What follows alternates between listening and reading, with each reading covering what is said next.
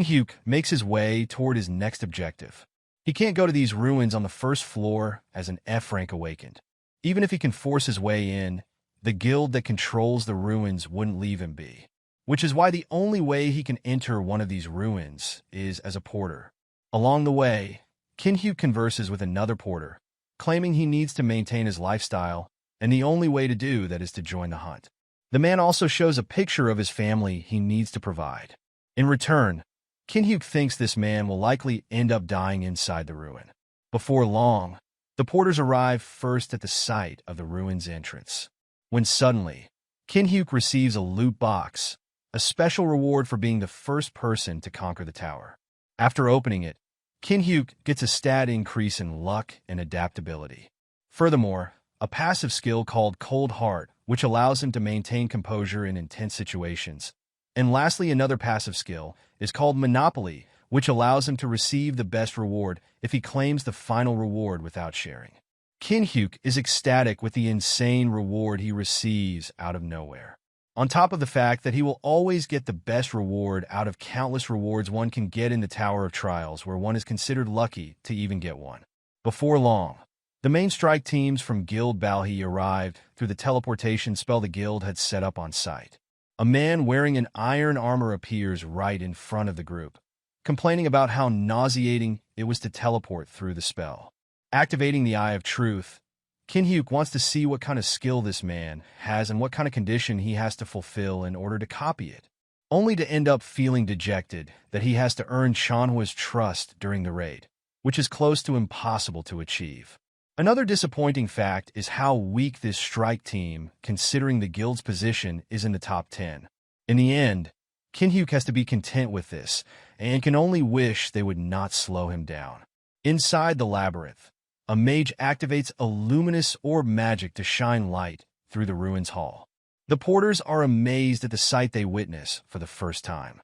Along the halls, there are signs of defeated enemies from the advanced team that went in earlier. They keep going through following the advancing team, accompanied by how eerie the ruins are. Before long, they're able to meet up with the strike team.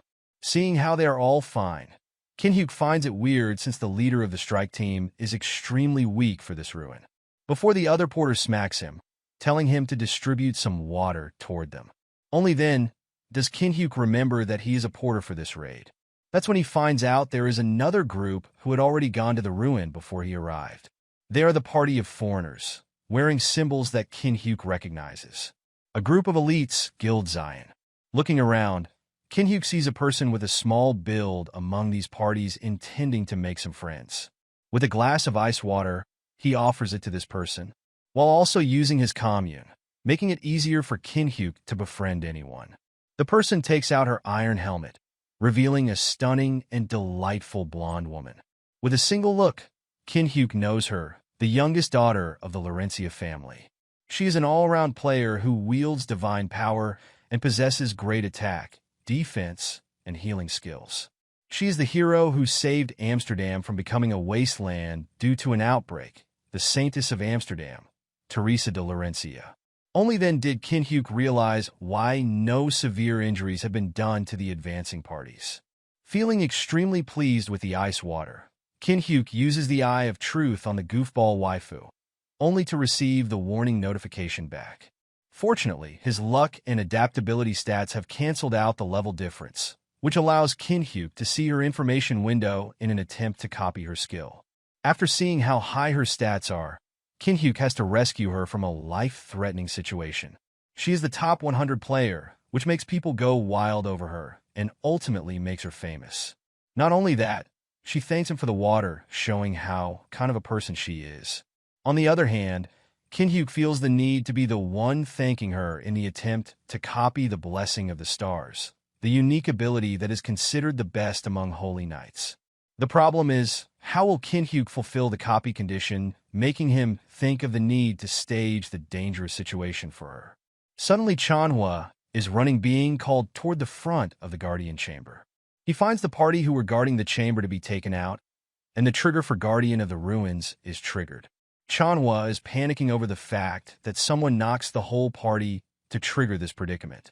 In the end, he knows that with the parties inside the ruins, At least half of them will be dead because of how strong the Guardian is. Somehow, Chanhua refuses to give this up after all the efforts he put through to become the leader of the strike team. So he decides to go ahead with his party. His teammates are against this plan because they know they don't have the firepower to deal with the Guardians without casualties. Furiously sweating, Chanhua promises will take all the responsibility and asks them to follow his command. He feels confident they are able to deal with the Guardian because they have Teresa. Somewhere else in the ruin, a resting party notices the Guardians have awakened.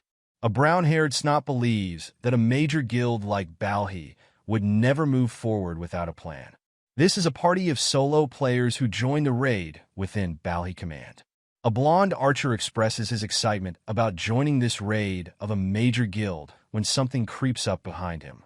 It's a massive hand that crushes him, sending a shock to the party of solo players.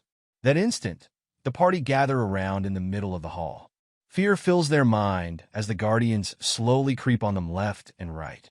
At the front, where the main strike is, Chanhua frantically commands the support party of the raid to fall back and for the others to prepare for battle. Right after, the tanks line up as Chanhua casts his iron shield. From the back, mages support them with a bunch of buffs, readily to meet the incoming attack from the Guardians of the Ruin. Chanhua leads a party with a good composition to fight the wave of the Guardian compared to the party of the solo players who will fall at any moment. They try to ask for support, but Chanhua refuses to give any and commands his members to focus on what's in front of them. He knows well they never would come out of this ruin without casualties since it comes to this. Compared to the guild members who systematically learn tactics, solo players lack the ability to work as a team. That is how these solo players ended up getting abandoned in front of the assault from the Guardians. When death seems to be the only choice for them, Teresa appears out of nowhere, leaping toward the solo players going for the Guardians that surround them. Using her skill and her swift movement, she slashes 3 Guardians consecutively, without breaking a sweat, saving the solo players from their impending doom. With a single glance, she notices 2 of the Guardians slip past the main strike team, threatening the non-combatant players. That instant, she dashes toward the rear of the raiding party in an attempt to save them. Alas, the porters nearly wiped out, leaving only the old man being injured, unable to move in front of a Guardian swinging its axe. At that moment, a consecutive attack sliced apart the Guardian in the middle of its attack. It was Kinhyuk saving the old man from his death, settling his promise to get him out alive. Right after, the Guardian sliced up body parts united again and went for another attack attempt. Being excited for a fight, Kinhyuk summons his flame, setting it ablaze toward the Guardian, breaking it apart without finishing it. Kinhyuk deliberately doesn't want to finish it since he needs to stay at level 1, at the same time trying to help the old man. Out of nowhere, Teresa dashed past him and took the old man with her. She says how come Kinhyuk threatened the old man, a non-combatant player, as she summons her shield. Completely certain that Kinhyuk was the one who woke up the Guardian, she raised her shield in order to restrain him. In return, Kinhyuk can only be completely bewildered by the nonsense she is saying, when suddenly, he steps aside to avoid the vertical strike from the saintess. Seemingly nervous, she asks him to not resist, claiming she doesn't want to hurt him. Kinhyuk tries to reason with her, but she is too agitated and keeps attacking while giving him no chance to explain what is really going on. Since it's already come to this, by the next attack, Kinhyuk shoves her aside, bashing her toward the ruins floor, stunning her for a moment. The moment she opens her eyes, a shard dagger meets her face as Kinhyuk explains if he was the one who awakened the Guardians, she would be dead right now. That's when the old man finally has the chance to help Kinhyuk explain what is really going on, stupefying her. Right after, the old man evacuates from the ruin, while Teresa furiously apologizes for what she has done to Kinhyuk. Before long, they walk together to the others while Kinhyuk explains that he needs to get something from these ruins without others finding out. Just the same as what the saintess is doing in trying to find Peter's covenant for her class quest, startling her a bit for how much he knows. He asks her to join up, claiming they need items at the same place, and he could take someone like her along with him to pave the wave of this ruin. Hearing that she is going forward separately, Chanhwa is extremely against it since he knows that she is the strongest player there. As a team leader, Teresa has as much authority as Chanhwa until the boss battles and keeps insisting on going. He sweats nervously, looking at how unhinged Teresa is with her plan. So they work out a plan for how they are going forward afterward and decide to meet before the main party reaches the point that hasn't been mapped out. Before she goes, she asks for a porter to support her from the rear, and Chanhwa grudgingly agrees to whatever she wants to do. The porters know that this shining knight, the crazy saintess whatever, is going for a path to hell, making them don't want to be dragged off. Kinhyuk proposes to support her, just for the sake of it. But the others are panicking, saying no matter how pretty she is, he should not give up his life for her. In an attempt to convince them, Kinhyuk declares his spirit, telling them this is the moment he must burn for the one he loves, showing how unhinged his spirit is, just the same as Teresa's.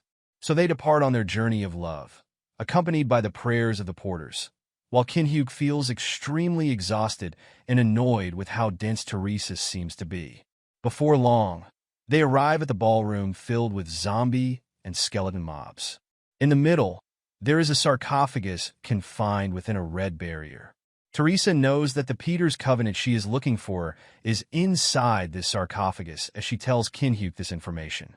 In return, he asks whether she knows how to disable it, which she also knows.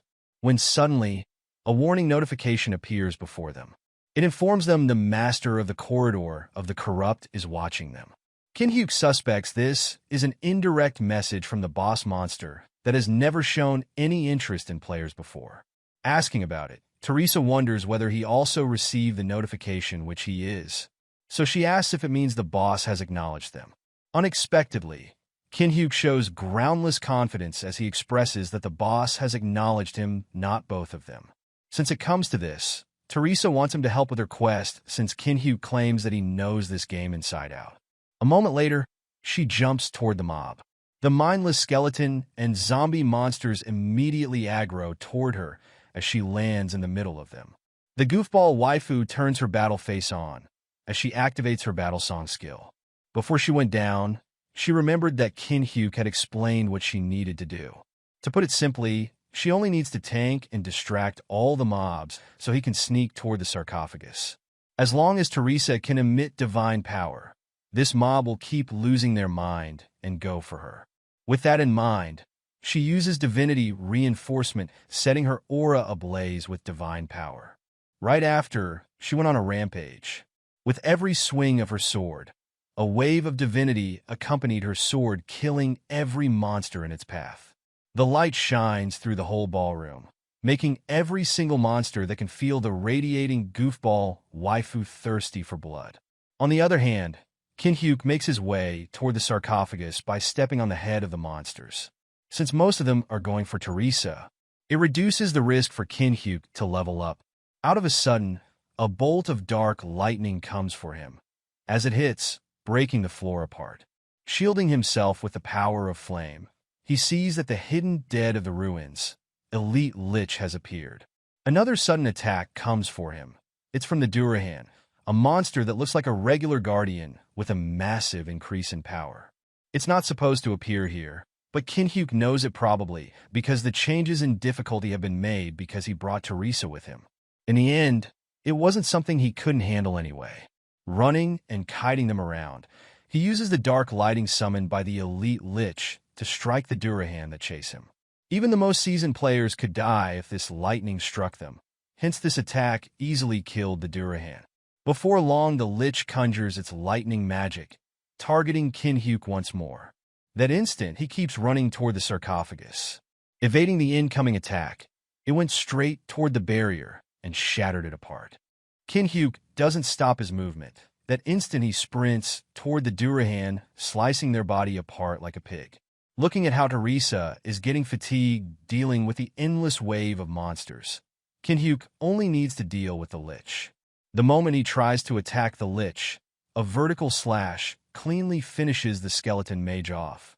A man appears, greeting Kinhyuk to finally be able to see each other. The man knows Kinhyuk's playstyle because there is only one person who moves as if he can predict the behavior of monsters, Kinhyuk, the top 1 player. The moment he sees the mysterious man, he asks who he is. He points his sword toward Kinhyuk. The fact that he doesn't recognize who he is making him extremely livid. This person is Cheon Yuzeong. As Kinhyuk activates his Eye of Truth, going for an attempt to copy his skill. Fortunately, even though their level difference is higher than 20, Kinhyuk is able to copy his skill with the condition that he has to defeat this swordsman in a fight with an aura sword. Yuzeong is the one who appeared at the Museum of Korea, taking only the engraved iron sword of Qianlong. Back when the Tower of Trials was a virtual game, there was someone who, after losing to Kinhyuk once, repeatedly challenged him. No matter where he was or what he was doing, this person was obsessed with looking and acting like a warrior. That is why Kinhyuk knows this person as the Psycho Stalker. This agitates Yuzeong some more, for his rival to think so little of him, while Kinhyuk feels so annoyed because when he goes to the museum, he thinks of this person when seeing the missing sword. Now that they both are starting from zero, Yuzeong challenges him, once more claiming that this time he will definitely defeat him.